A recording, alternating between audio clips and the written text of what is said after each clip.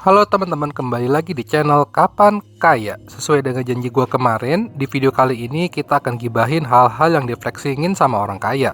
Seperti yang lu udah pada tahu dari video kemarin, iPhone bukan barang yang dipamerin sama orang kaya. Mereka memang punya sih, bahkan lebih dari satu. Tapi mereka beli iPhone karena iPhone itu HP terbaik menurut mereka, bukan karena pengen ditaruh di atas meja waktu bukber, barengan sama lanyard logo BUMN, kayak lu.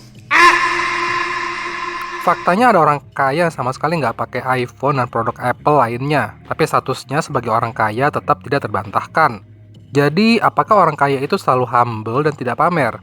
Sebetulnya mereka juga pamer dan flexing loh, cuma caranya ya beda aja sama orang-orang yang nggak kaya. Berikut beberapa hal yang suka di flexing sama orang kaya. Yang pertama adalah hidup susah. Pernah dengar ini? Dulu keluarga kami miskin, makanya ayah saya memutuskan untuk banting setir dengan hijrah ke Amerika Serikat. Dulu saya mulai dari bawah sebagai staf penjualan di perusahaan punya bapak saya. Dulu saya pulang dari Amerika ngelamar kerja nggak dapet-dapet, jadinya saya memutuskan untuk langsung jadi pengusaha aja.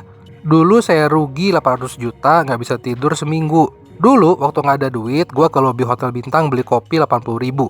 Pamer hidup susah itu salah satu hal yang sering dilakukan orang kaya dan anak orang kaya. Ya mungkin supaya bisa relate sama lawan bicaranya, atau ingin tidak dianggap remeh karena sekadar hoki dilahirkan kaya. Pada dasarnya mereka yang menunjukkan bahwa mereka memang punya kemampuan untuk ada di posisi mereka saat ini. Dan mereka memang layak kok. Meski ada juga sih yang gitu deh. Dan percaya nggak percaya, perasaan sedih, susah, dan gelisah yang mereka alami kurang lebih sama kayak kita loh. Yang kedua adalah pendidikan. Nah ini nih, salah satu hal yang diflexingin sama orang kaya. Anak saya keterima di UI dan Harvard. Lagi mikir-mikir mau ambil yang mana. Dia sih lebih suka yang Harvard, tapi saya sebetulnya pengen dia di Stanford. Kebetulan saya dan mamahnya juga alumni. Nah, dialog begini biasanya didengar dari old money. Dari bapak dan ibunya aja udah ketemu di Stanford. Yang dipamerin di sini bukan biaya UKT-nya yang nggak ngotak, tapi kehebatan yang bisa keterima di dua universitas top.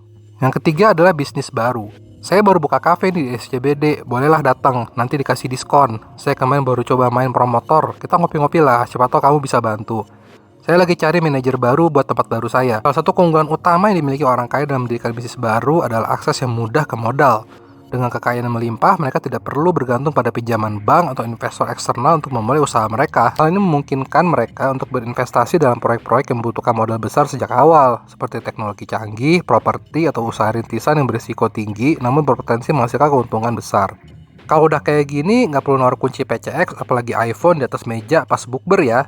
Sekian video ini, terima kasih telah menonton. Kalau lo punya cerita-cerita tentang orang kaya dan berbagai perilaku ajaibnya, lo bisa langsung share lewat DM di Instagram @kapankayaid. Jangan lupa like, comment, share, dan subscribe. Sampai jumpa lagi di video selanjutnya.